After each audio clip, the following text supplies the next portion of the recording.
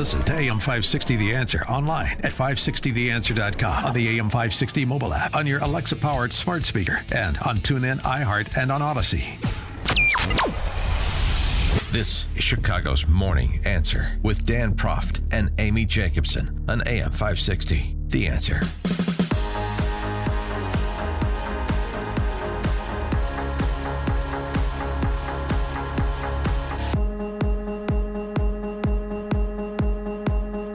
Top of the morning, Dan and Amy. Tai-Su Zhang is a law and history professor at Yale.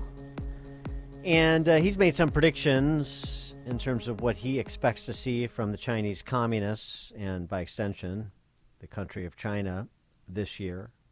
Essentially, he thinks they're going to devalue the currency, get growing again. Not great, but they'll grow faster than the U.S. The underlying structural problems there won't change very much, but once things start ticking up again, the protesters, the white paper protests, that all subsides, that goes away. They'll do their usual propaganda in the direction of good government, launching anti-corruption campaigns at the local level. Again, these are Professor Zhang's predictions. And they'll take, actually, he believes, a more dovish foreign policy when it comes to the West. That's his general review. A kinder, gentler Chinese Communist regime under President Xi kind of, sort of, is my takeaway. Let's see what our friend Gordon Chang has to say about said predictions. Pleased to be joined again by Gordon Chang, who's the author of The Coming Collapse of China and the Great U.S.-China Tech War. You can follow Gordon Chang on Twitter at Gordon G. Chang, C-H-A-N-G, Gordon G. Chang on Twitter. Gordon Chang, thanks for joining us again. Appreciate it. Well, thank you, Dan and Amy, and Happy New Year. Happy New Year to you. So what do you say about Professor Zhang's general commentary on what we should expect from the Chi-Coms this year? Well, all of that is possible, and we see some of those trends already. But I think that largely we got to recognize that the Communist Party right now is in a very perilous position. It didn't change its COVID policy on December 7th when it abandoned zero COVID. It just capitulated. It just ran out of the ability to implement its aims. And we have seen a very unhappy Chinese people. Even after the extraordinary protests that began in October and continued through December, even those after they subsided because of the surge of the disease, we've seen incidents around China where people turn over police cars just because they're so angry at what has happened. And of course, we see a society that is crippled by COVID-19, perhaps 9,000 deaths a day. We don't know where the trajectory of the disease in 2023, but we can hear what epidemiologists say, and they say it's not going away. So I think China is going to be a very troubled society. Anything, of course, is possible. Professor Zhang's predictions could very well turn out to be right, but they could also, I think, miss the mark because they don't understand the fundamental instability in China. Well, during the Christmas break, it was announced by the U.S. government that anybody coming from China 2 years or older has to test negative for COVID. What's the Chinese people's reaction to that, and why did they put that in place? Beijing has been upset. Just a couple days ago, the foreign ministry said that they would impose, quote-unquote, countermeasures for countries imposing restrictions like that. But we got to remember, Amy, that Beijing imposes the same restrictions on travelers to China. I think, though, when you look at the Biden administration's restrictions, they, of course, are a step in the right direction, but they don't go nearly far enough because this is the fastest viral outbreak in history.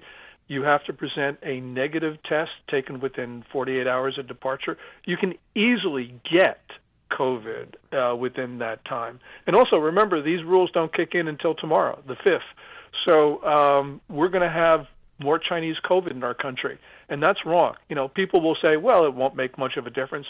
My view is the death of one more American makes a difference and is completely unacceptable.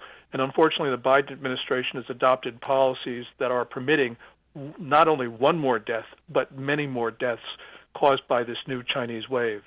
One of the other predictions is that you're going to see an increased number of Chinese nationals coming to the United States for their college education. And I wonder where we are. There was a time pre-pandemic where we were talking quite a bit about some of the Chinese communist incursions into this country. For example, the Confucius Institutes that they established on college campuses, the funding that was coming from the Chinese Communist Party to our colleges and universities. That was a concern. Some of the farmland, the agricultural land that Chinese communists were buying up, that was a concern. Have any of those issues or areas of concern been substantially addressed? No, and that's a problem. We're dealing with a regime right now that is refusing to act responsibly. So going back to COVID for a second. China or Biden? Or China. Both? Oh. China. And Biden has not reacted with the vigor that is necessary. But, just to give you an example of how dangerous China is, they're not sharing sequencing information on COVID. So we have very little idea what's going on. And we're reduced to taking the wastewater from planes that arrive in the U.S. to figure out the strains of COVID in China. Well, when you're dealing with a society like that, Dan, I don't think you can have relations with it because they ultimately have negative effects in the United States. You'd mentioned farmland.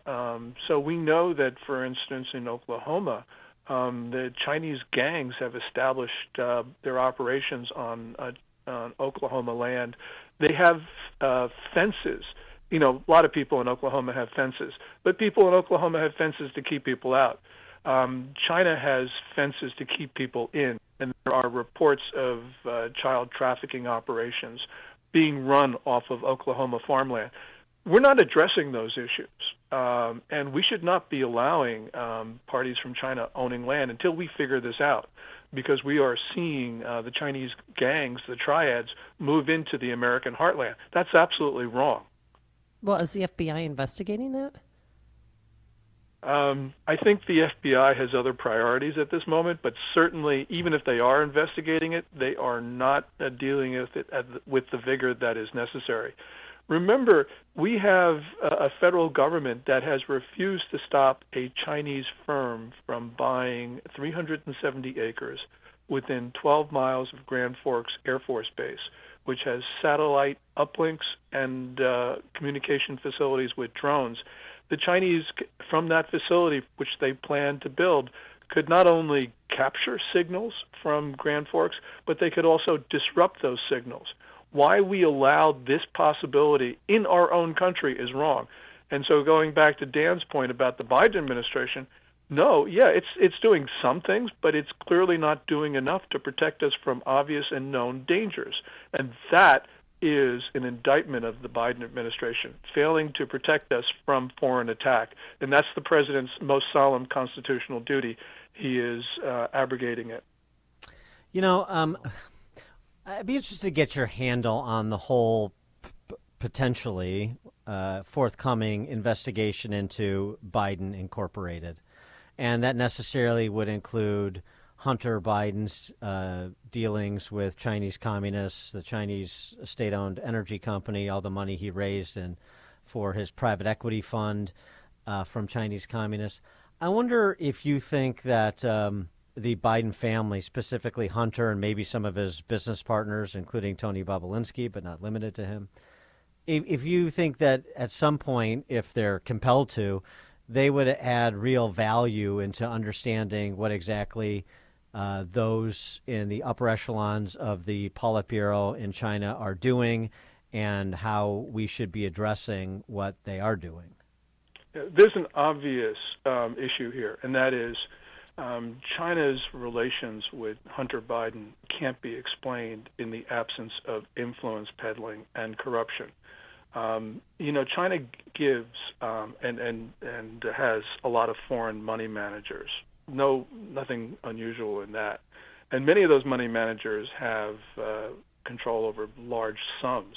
larger than Hunter Biden got. But they have an experience in that area. They've got track records. Hunter Biden didn't. And the BHR partners' relationship with Hunter Biden looks corrupt from just the surface of it. Why it's not being investigated, I don't know.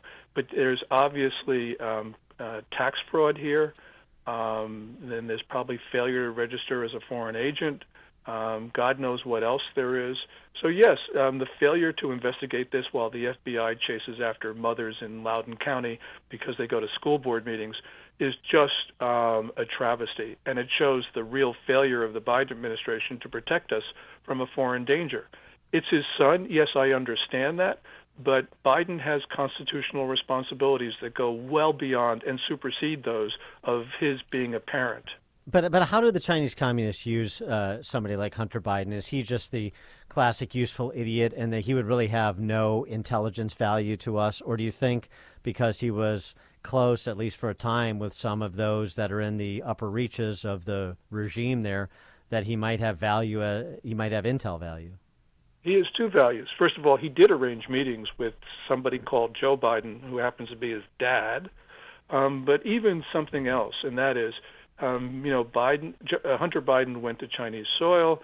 If he did anything compromising there, and we know he's a troubled individual by his own admission, then China will have evidence of it.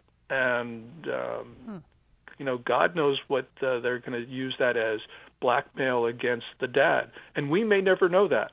We will always be able to trace down Hunter Biden's crimes if they exist, because money always leaves a trail. But blackmail often does not leave a trail. And we could have the Communist Party being blackmailing the guy who sits in the Oval Office, and we might never know.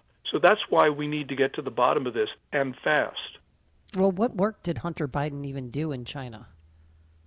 That's the question. What did he do? We know what he's done elsewhere, and those graphic images are really disturbing. If he did the same thing in China, we have a real concern about what they can do in terms of intimidating the President of the United States.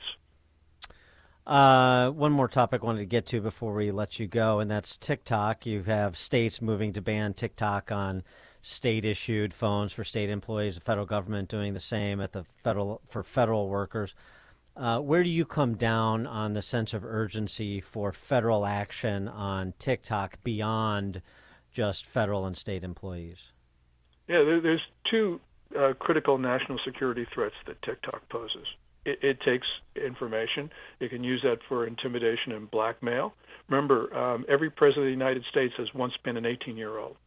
The other thing is that TikTok uses the algorithm to propagate its Russian disinformation, which it did last year, and to glorify drug use and to promote subversion of the U.S. government by fomenting violence. The only acceptable solutions are a complete ban on TikTok or the sale of all of its ownership interests to an American party who controls the algorithm. The Trump administration tried to force a sale of TikTok to Oracle. Sale cratered, not over price or anything that normally would be a problem.